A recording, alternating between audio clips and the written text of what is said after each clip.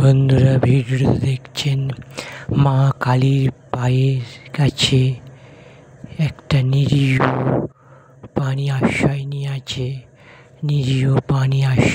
আছে। করুণাময়ী মা কালীর কাছে নিশ্চিন্তে নির্দ্বিধায় মায়ের কাছে আশ্রয় নিয়ে আছে।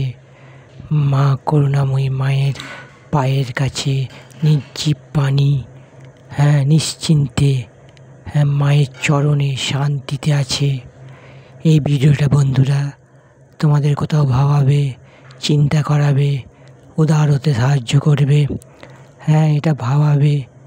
দেখো কি সুন্দর নির্দ্বিধায় নির্জীব প্রাণী মায়ের পায়ের কাছে। মা সকলকে আশ্রয় দেয়, আমাদের যেমন দেয় ওদেরও দেয়।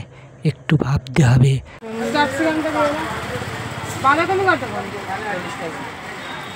চাল কুমড়ো কাকা কত করে? 20 টাকা হয়েছে।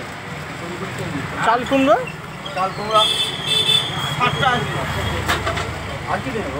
এই বলি হবে বলে বেশি দাম হচ্ছে নাকি চাল কুমড়ো? দুর্গা পুজোর বলির জন্য চাল কুমড়ো বিক্রি করছি।